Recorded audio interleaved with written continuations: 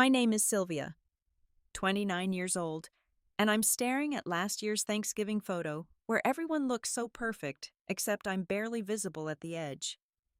I've been married to David for 3 years now, trying desperately to belong to his family. But no matter how hard I tried, I always felt like an unwanted guest at my own family gatherings. The 4th of July invitation that mysteriously excluded only me was the final straw that changed everything. Before I share how I turned rejection into my greatest victory, let me know where you're watching from. If you've ever felt excluded by family, please subscribe and share your story in the comments.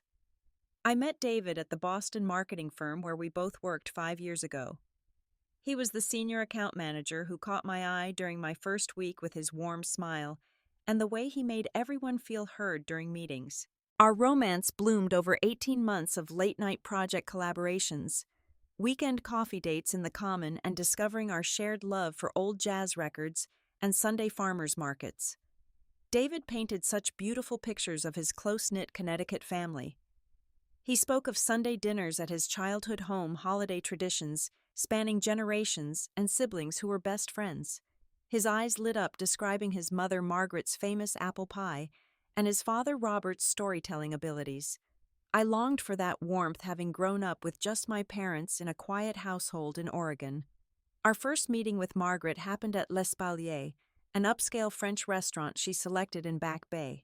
She arrived wearing pearls and a navy dress that probably cost more than my monthly rent, her silver hair perfectly coiffed. Her initial greeting was polite, almost rehearsed, as she air-kissed my cheek, while her eyes performed a detailed assessment of my appearance, from my department store dress to my simple gold earrings. Robert seemed genuinely welcoming, asking about my work and family with real interest.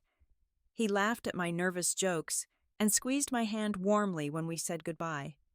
David's sister Jennifer arrived late with her husband Tom, apologizing profusely while Margaret made pointed comments about punctuality. Jennifer appeared friendly enough, complimenting my hair, though I noticed how her smile never quite reached her eyes when she looked at me. David's brother Michael and his wife Patricia rounded out the dinner party. Patricia seemed to understand my nervousness, occasionally offering encouraging smiles across the table. Michael remained mostly neutral, focused more on discussing sports with Tom than engaging in Margaret's subtle interrogation about my family background, education, and career aspirations. The wedding planning revealed Margaret's true nature. She insisted on being involved in every detail, from the venue selection to the napkin colors. When I suggested a small, intimate ceremony, she laughed as if I'd proposed getting married at a drive-through chapel. She provided a list of 200 must-invite guests from their side alone. My preferences were consistently overruled with phrases like, "In our family, we do things properly." Our Cambridge apartment became our sanctuary after the wedding. I threw myself into building our life together, determined to prove I could be the perfect wife and daughter-in-law. I memorized every family member's birthday, sending thoughtful cards weeks in advance. When Margaret mentioned loving a particular author, I hunted down first editions as gifts. I offered to help with every family event, only to be told everything was already handled. Small exclusions began immediately. I'd learn about family group texts when David's phone buzzed with messages I wasn't receiving. Plans materialized for dinners or outings that David would mention casually, as if I'd naturally known about them all along. When I brought this up, David would furrow his brow and insist I must have misunderstood, that of course I was always welcome, though invitations never came directly to me. The first Thanksgiving as a married couple arrived with me, determined to make the perfect impression. I spent hours on the phone with my grandmother, getting her special cranberry sauce recipe that had won county fair ribbons. I practiced making Margaret's favorite dessert, a complicated Austrian torte David mentioned she'd learned from her grandmother. I wanted to show respect for their traditions while contributing something meaningful of my own. That Thanksgiving at Margaret's grand colonial house in Greenwich showed me the true dynamics at play. The house sat on 3 manicured acres with a circular driveway and entrance that belonged in a magazine. I spent 2 entire days preparing that Austrian torte, watching YouTube videos and redoing layers that weren't perfect. David assured me his mother would be touched by the effort. We arrived to find Jennifer had made the exact same dessert. The timing felt too convenient to be coincidental. Margaret made a grand show of tasting both during dinner, analyzing them like a food competition judge, while everyone watched.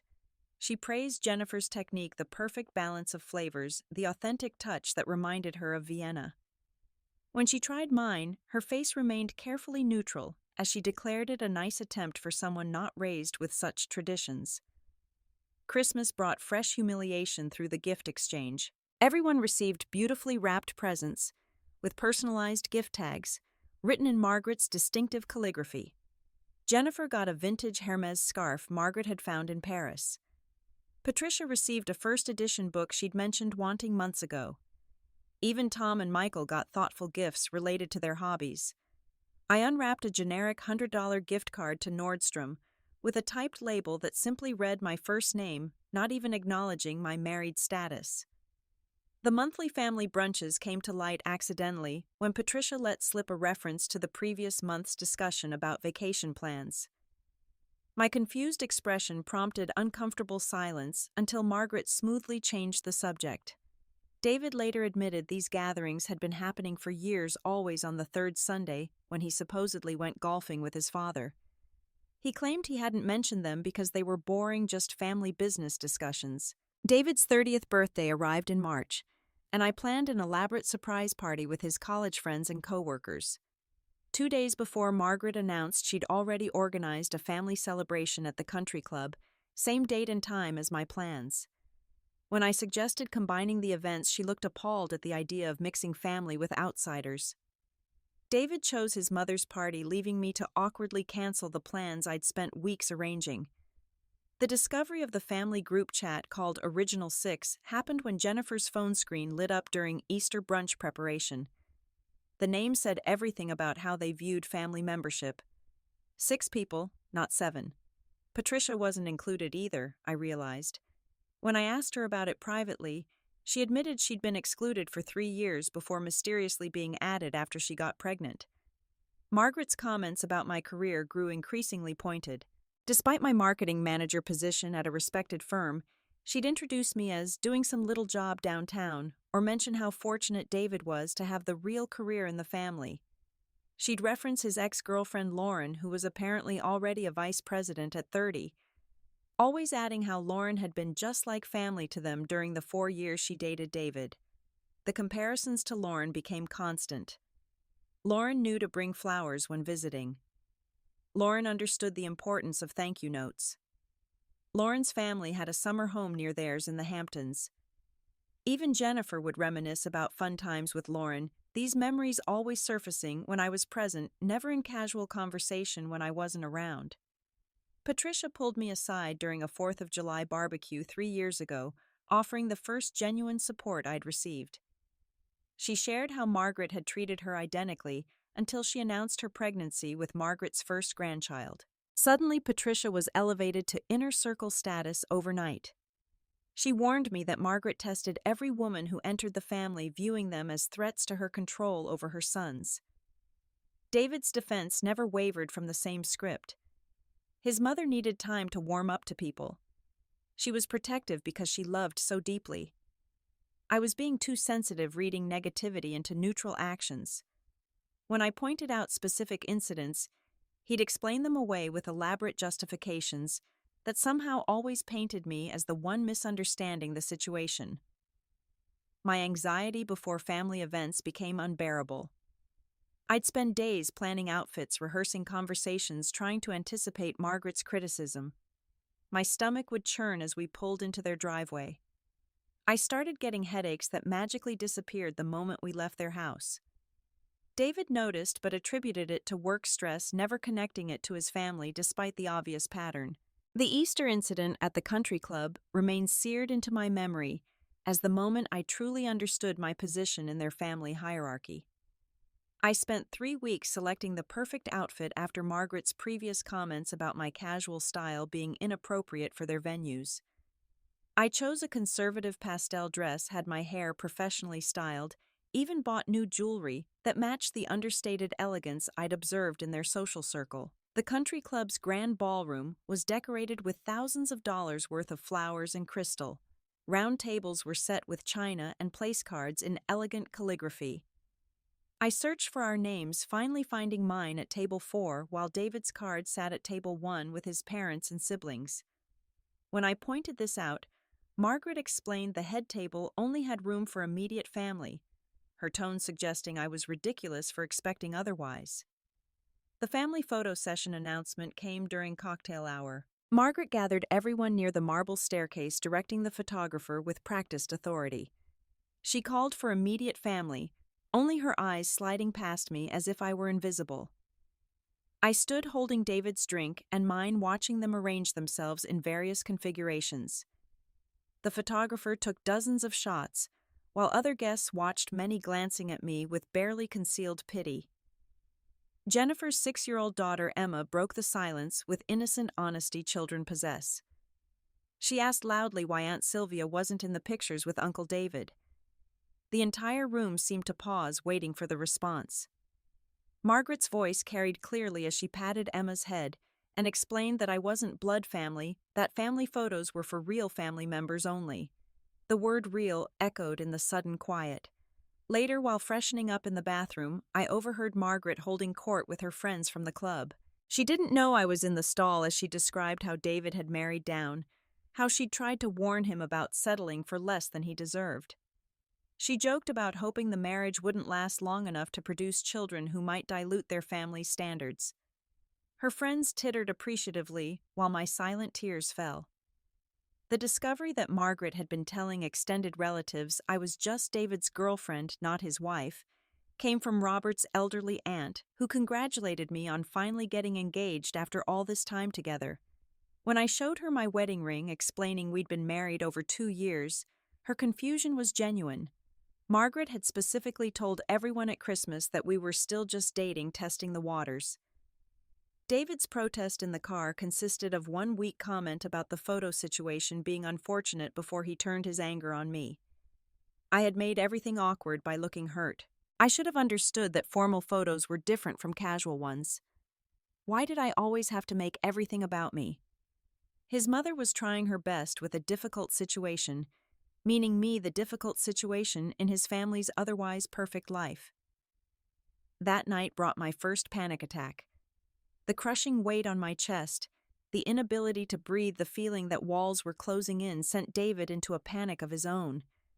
He wanted to call an ambulance, but I managed to gasp out that I knew what was happening.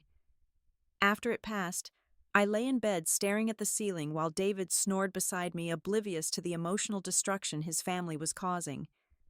Starting therapy became my lifeline. Dr. Martinez helped me recognize the pattern of emotional abuse disguised as tradition and propriety. We worked through my desperate need for approval, tracing it back to childhood patterns I'd never examined. She suggested keeping a journal to document incidents not for confrontation, but for my own validation when gaslighting made me question my reality. The journal filled quickly with Margaret's calculated cruelties. The time she gifted everyone luxury weekend bags except me at Christmas. The Mother's Day card I sent that she claimed never arrived, though I had delivery confirmation. The family recipes she shared with Jennifer and Patricia, but refused to give me, claiming they were too complicated for someone not raised cooking such sophisticated food. Margaret's non-apology came 3 weeks after Easter, prompted by Robert suggesting she might have been thoughtless. She called to say she was sorry if I felt left out, emphasizing the if, as though my feelings were debatable. She explained that family traditions were sacred, that maintaining them required careful boundaries. She hoped I could understand without taking things so personally, adding that sensitivity wasn't useful in their social circles. 3 weeks before July 4th, Margaret casually mentioned their annual lake house gathering during Sunday dinner. The property in the Berkshires had been in Robert's family for generations, hosting elaborate Independence Day celebrations for 50 years. She described the fireworks over the lake, the traditional clambake, the tournament-style games that had become legendary among their social set. Her eyes never met mine as she painted these vivid pictures. I immediately offered to help with planning, eager to finally be included in this special tradition. Margaret's response was vague, mentioning everything was already sorted, but she'd let me know if anything came up. I spent the following days researching recipes, planning my contributions to the menu. I found patriotic decorations at an estate sale that perfectly matched the vintage aesthetic Margaret preferred, imagining her pleased surprise when I presented them. 1 week before the celebration, David mentioned needing to go help set up early. He'd be staying at the lake house for a few days to handle repairs and preparations. I started making lists of what to pack, excited about spending time at this family treasure I'd only heard about in stories. David seemed distracted when I discussed our travel plans, mumbling about logistics being complicated. The day before the 4th, I found David packing a single suitcase in our bedroom. My confusion grew as I noticed he wasn't including any of my things. When I asked about my bag, his face crumpled into an expression I'd never seen before, a mixture of guilt and resignation. He sat on our bed, not meeting my eyes, and began explaining what his mother had decided. Margaret had told him 2 weeks ago that my presence would make others uncomfortable. Several family friends would attend who knew Lauren well, and it would be awkward explaining the change. Jennifer had complained that I altered the family dynamic, making everyone watch what they said, instead of relaxing naturally. The celebration was about family tradition, and I didn't understand their ways well enough to participate without detailed guidance that would exhaust everyone. Michael and Patricia had remained silent when Margaret announced this decision during one of their brunches I didn't know about. Patricia later texted David privately saying she disagreed, but couldn't risk her own position by defending me. The entire family had discussed my exclusion for weeks while I planned contributions to a party I was never meant to attend. David had known every day while watching me excitedly prepare. His suggestion that I sit this one out to keep the peace revealed the depth of his betrayal. He actually thought I should understand that missing one celebration wasn't worth causing family drama. When I asked if he was really choosing to go without me, he couldn't deny it. His silence said everything about where his loyalty resided, and it wasn't with the woman he'd vowed to honor and cherish above all others. The revelation that Margaret had threatened to withdraw financial support for our future house down payment if he insisted on bringing me explained David's compliance. His parents had promised $100,000 toward a home when we were ready, money we'd been counting on given Boston's insane real estate prices. David felt trapped between his wife and his family's wealth, and he'd chosen the money without even discussing it with me. The argument that followed was our worst ever. I accused him of being a coward, a mama's boy, who couldn't stand up for his own wife. He shot back that I'd never understood his family, that I made everything harder by not just accepting how things were. He actually blamed me for not trying hard enough to win Margaret over, as if years of rejection were my fault for not being enough somehow. I watched from our bedroom window as David loaded his car the next morning. He kissed my forehead like he was leaving for a normal work trip, promising we'd talk when he returned. The casual cruelty of that gesture, pretending this was acceptable, burned through my chest. He drove away to celebrate freedom while leaving me imprisoned in the life his family had decided I deserved. July 4th arrived with blazing sunshine that mocked my isolation. I sat in our empty apartment scrolling through social media, watching everyone's celebrations. Around noon, Margaret posted the first photos from the lake house. Perfect family gathering, she captioned them with David smiling broadly between his siblings on the dock. The comments poured in from friends remarking how wonderful they all looked together. What a beautiful family they made. My phone buzzed with texts from David throughout the day. Photos of the food, the decorations, sunset over the lake, as if sending me pictures of what I was missing somehow included me. His messages contained no acknowledgement of the cruelty, just casual updates like he might send from any trip. The complete disconnection from my pain while he enjoyed himself revealed more about our marriage than years of smaller betrayals had. Mutual friends began commenting on Margaret's photos, asking where I was in the pictures. Margaret responded to each inquiry with practiced ease. I was feeling under the weather, visiting my own family, caught up with work deadlines, each excuse different, but all painting me as choosing absence rather than being forcibly excluded. The public narrative erased the private cruelty completely. That evening, as fireworks exploded over Boston Harbor, visible from our living room window, I experienced a moment of absolute clarity. I could continue fighting for acceptance from people determined to reject me, or I could accept the rejection and build something better. The choice suddenly seemed obvious. If they wanted to exclude me, I would embrace that exclusion and transform it into independence. The decision to stop seeking their acceptance lifted a weight I hadn't realized I'd been carrying. That night, while David was still at the lake house, I booked myself a solo trip to Miami for the rest of the holiday weekend. Within hours, I was on a plane heading south, leaving behind the suffocating expectations and constant rejection for sunshine and possibility. Miami welcomed me with warmth that had nothing to do with temperature. I checked into a boutique hotel in South Beach, treating myself to an ocean view room with the money I'd saved for Margaret's birthday gift. The first morning, I watched sunrise over the Atlantic, while sipping Cuban coffee, feeling peace I hadn't experienced in years. I spent days exploring Wynwood's art scene, eating incredible food in Little Havana, dancing to live music on Ocean Drive. My social media transformed from careful curated posts designed not to offend Margaret's sensibilities into authentic moments of joy. I posted photos with captions like celebrating independence in every sense and learning that family is about choice, not obligation. The contrast between my genuine happiness and the stiff formal photos from the lake house was apparently obvious based on the private messages I received from acquaintances. Returning to Boston, I immediately joined a professional women's networking group I'd been considering for months. Margaret had previously discouraged it, calling such groups aggressive and unnecessary for women in happy marriages. The first meeting introduced me to 15 accomplished women who welcomed me warmly, genuinely interested in my career and goals, without any hidden agendas or subtle criticisms. The Literacy Volunteer Center, where I started spending Saturdays, filled another void.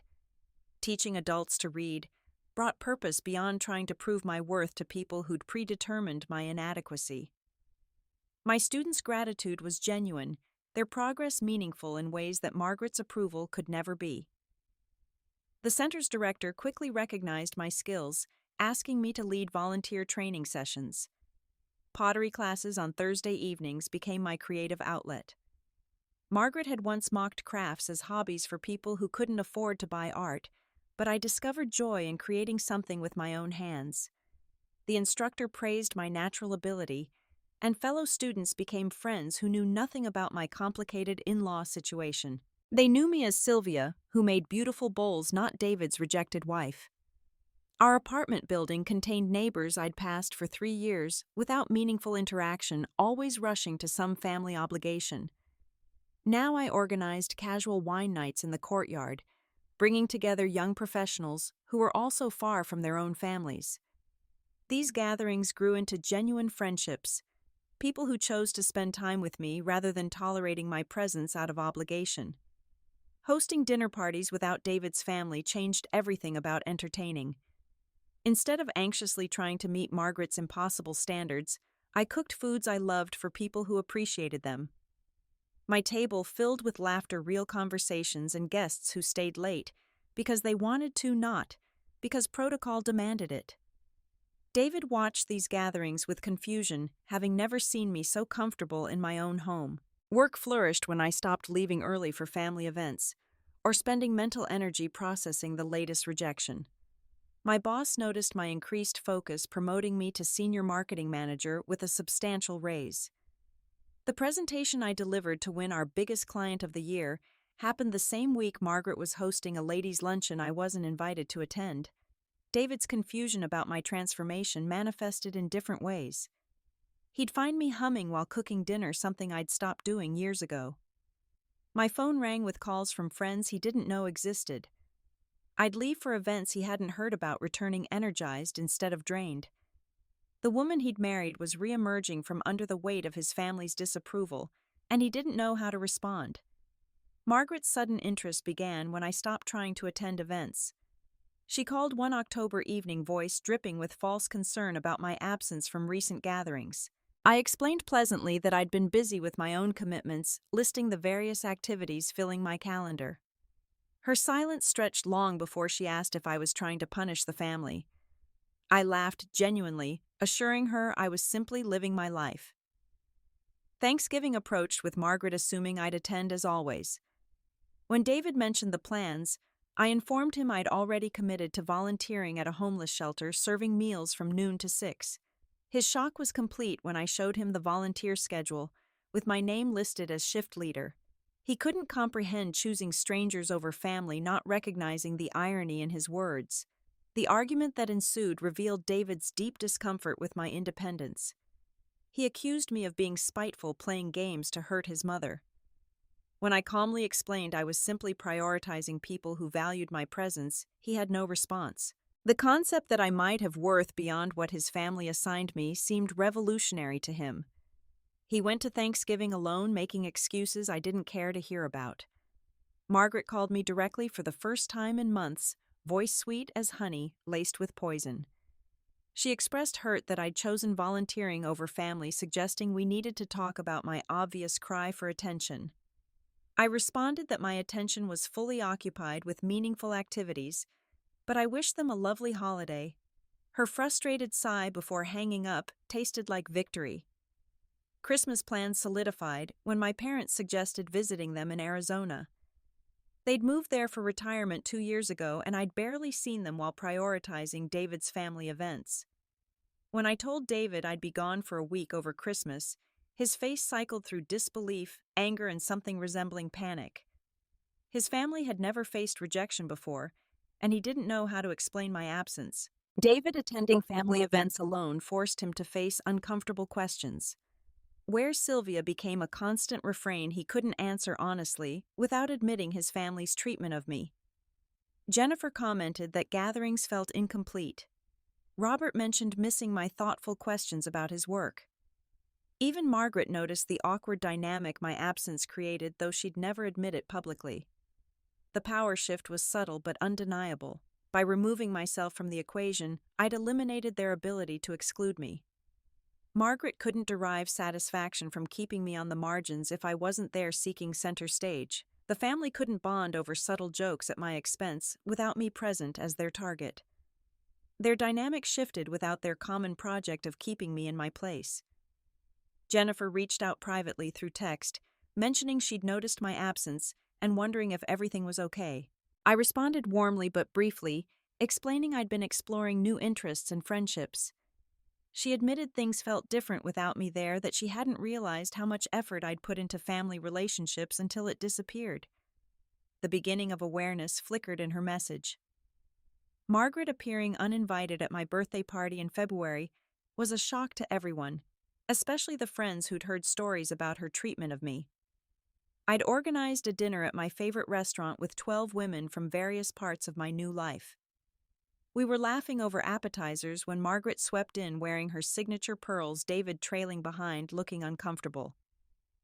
She attempted to commandeer the celebration, immediately announcing she couldn't let her daughter-in-law's birthday pass without family recognition. The possessive way she said daughter-in-law, emphasizing a relationship she'd previously denied, made several friends exchange knowing glances. She tried to rearrange seating to place herself at the center, but my friends politely refused to move. The moment for confrontation had arrived without planning. I stood slowly raising my glass as if to make a toast. Instead, I addressed the situation with calm authority I'd developed through months of therapy and self-discovery. I welcomed Margaret, noting how unexpected her interest in my birthday seemed given previous years of forgetting it entirely. The room grew quiet as everyone sensed the underlying tension. Speaking clearly so everyone could hear, I began listing specific examples of exclusion. The Thanksgiving when my dessert was publicly humiliated. The Christmas gifts that marked me as an outsider. The family photos I was banned from. The 4th of July celebration where my absence was required for others' comfort. Each example landed with precision witnesses absorbing the pattern of cruelty I'd endured. Margaret's attempts to deny and deflect failed spectacularly. She claimed misunderstandings, but I had screenshots of texts proving otherwise. She suggested I was too sensitive, but my friends saw a strong woman stating facts. She tried tears, but they appeared manipulative rather than genuine. The public accountability she'd never faced before left her defenseless against truth she couldn't spin. David finally found his spine in that moment, perhaps embarrassed by his mother's exposure. He quietly told her she needed to apologize, really apologize for how she'd treated me. The shock on Margaret's face suggested he'd never challenged her before. She looked between us, realizing the dynamic had fundamentally shifted beyond her control. Her son's automatic allegiance could no longer be assumed. Margaret's manipulation tactics escalated desperately. She claimed health issues, clutching her chest dramatically. When no one rushed to comfort her, she switched to anger, accusing me of turning David against his family.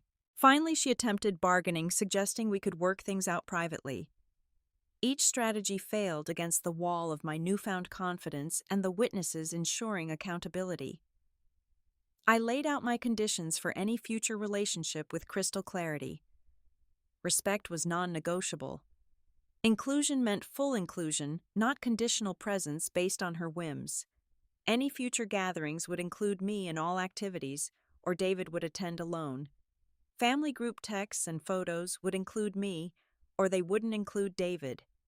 The boundaries were firm, fair, and absolutely required for my participation.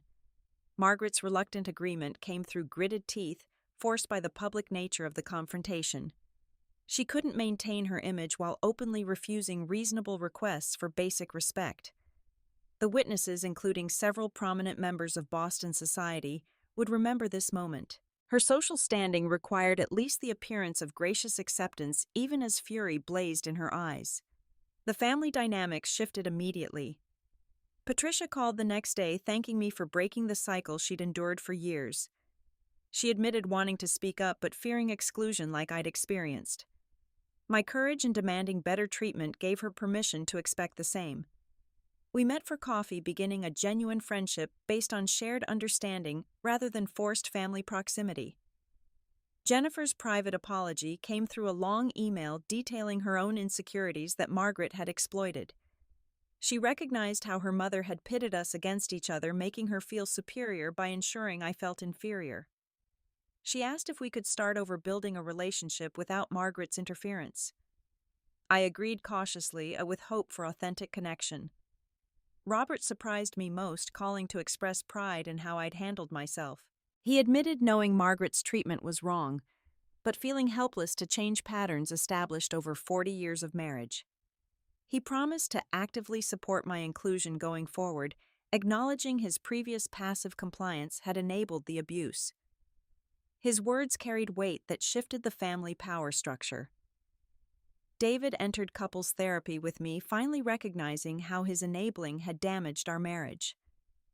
Dr. Martinez helped him understand the difference between honoring parents and allowing them to dishonor his wife.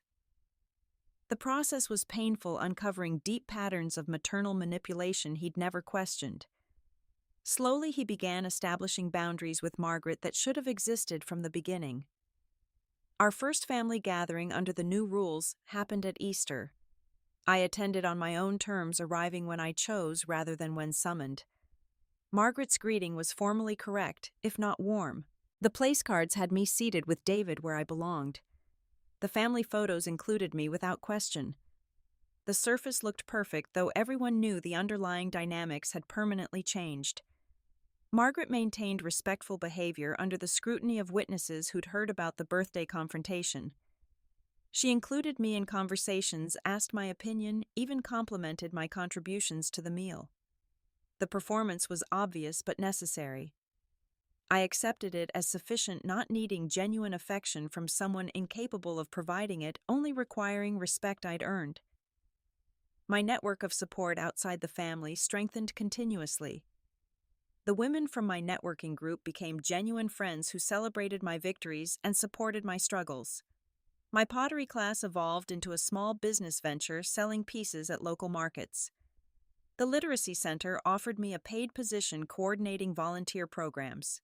Life bloomed in directions I'd never imagined while shrinking myself to fit Margaret's narrow acceptance. The realization that I'd never needed their approval hit during a quiet moment at home. David was at a family golf outing I'd chosen to skip for a friend's gallery opening. I stood in our apartment now, decorated with my pottery and artwork from local artists I'd befriended, feeling completely content. The desperate need for belonging that had driven years of humiliation had evaporated, replaced by genuine belonging in spaces I'd created. 1 year later, sitting in my office at the Literacy Center, where I now served as program director, I reflected on the transformation that began with exclusion from a 4th of July party. The pain of that rejection had catalyzed growth. I couldn't have imagined while desperately seeking Margaret's approval. Sometimes the greatest gifts come wrapped in the ugliest packages, and my independence had been hidden inside their rejection. My relationship with David had evolved into something stronger through establishing boundaries his family had tried to prevent. He now stood beside me rather than behind his mother, though it required constant vigilance against old patterns. We attended some family events together, skipped others for our own adventures, and built a marriage based on mutual respect rather than familial obligation. The equality we'd promised in our vows finally existed. Margaret maintained careful distance, our interactions cordial, but never warm. She'd learned that pushing boundaries resulted in consequences, something her sons had never previously enforced. The power she'd wielded through emotional manipulation had weakened when I refused to need her approval. She still commanded her domain, but that domain no longer included me, and everyone knew it. The family dynamics had permanently shifted toward health, though not without resistance. Jennifer and I developed a genuine friendship once Margaret's interference stopped. Patricia and I became allies, supporting each other in maintaining boundaries. Michael began questioning other toxic patterns in the family. Robert grew more assertive in defending healthy relationships. The dysfunction that had seemed normal for generations faced challenges from multiple directions. My career flourished beyond what I'd imagined possible, while spending energy on Margaret's approval. The promotion to program director came with opportunities to speak at conferences about adult literacy. My marketing background combined with nonprofit experience opened doors to consulting positions. The raise allowed David and me to buy our condo without his parents' money, freedom that tasted sweeter than any acceptance could have. The women I'd met through networking became my chosen family, providing support Margaret never offered. We celebrated each other's successes without competition, offered comfort during struggles without judgment, and built relationships on genuine affection rather than obligation. Their children called me Aunt Sylvia, with love that was freely given, not required by blood. My volunteer work evolved into a calling that provided purpose beyond personal satisfaction. Watching adults learn to read. Seeing their worlds expand with literacy gave meaning that family drama never could. The center's clients didn't care about my relationship with in-laws. They cared that I showed up consistently with patience and encouragement. Their gratitude was genuine, their progress meaningful. The therapy journey revealed childhood patterns that had made me vulnerable to Margaret's manipulation. My need for approval stemmed from always being the good girl who never caused problems. Dr. Martinez helped me understand that causing necessary problems was sometimes the healthiest choice. Setting boundaries wasn't selfish, it was self-preservation. Demanding respect wasn't aggressive, it was appropriate. Learning to validate myself instead of seeking external validation changed everything. I no longer needed Margaret to confirm my worth as a wife, woman, or family member. My worth existed independently of anyone's assessment. This internal shift was more powerful than any external change, creating unshakable confidence that no amount of rejection could destroy. Building chosen family alongside biological and married family created the belonging I'd always craved. Thursday pottery nights, Saturday volunteer shifts, Sunday brunches with friends became the traditions that anchored my life. These relationships were chosen daily through mutual investment, not defaulted into through legal or blood connections. The voluntary nature made them stronger than obligatory bonds. David's growth through therapy impressed me, though it came slowly and with resistance. Recognizing how thoroughly his mother had controlled him required dismantling beliefs held since childhood. He learned to see manipulation disguised as love, control masquerading as concern. The work was hard, but he committed to it. Understanding our marriage depended on his ability to be a husband, first son second. Margaret's gradual acceptance of the new normal came from necessity rather than growth. She hadn't become a better person, just a more careful one. The consequences of her behavior had finally materialized in ways she couldn't ignore or override. Her son's allegiance could no longer be assumed. Her control had limits. Her cruelty had costs. These lessons were learned reluctantly but thoroughly. Holiday celebrations became actually peaceful once I stopped needing them to be perfect. I attended what I wanted, skipped what I didn't, and felt no guilt either way. The desperate hope that this time would be different disappeared, replaced by realistic expectations and firm boundaries. Margaret behaved because she had to.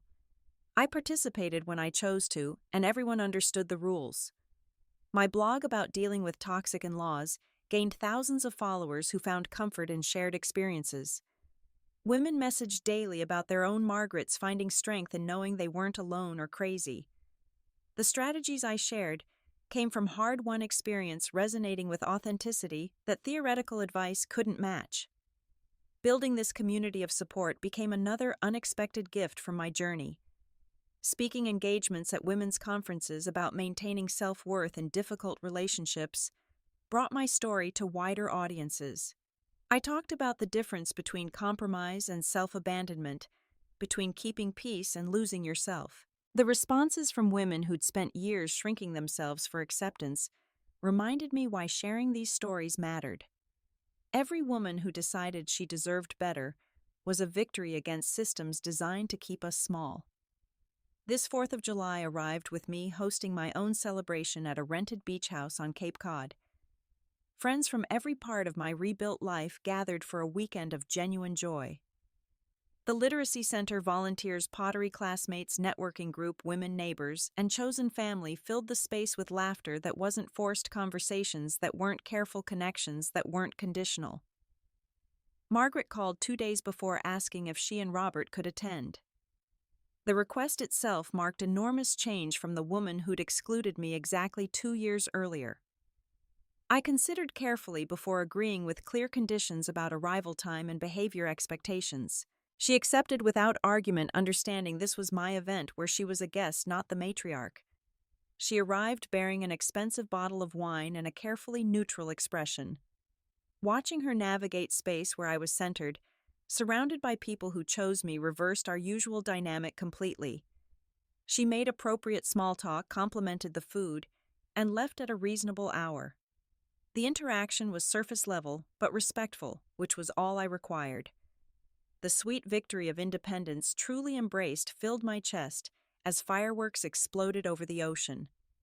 I stood surrounded by people who valued me, having released the need for approval from those who withheld it. The journey from desperate acceptance seeking to confident boundary setting had been painful but necessary. Sometimes we have to lose what we think we need to find what we actually deserve. The profound lesson I carried forward was simple but revolutionary. You cannot make someone respect you no matter how perfectly you perform or desperately you try.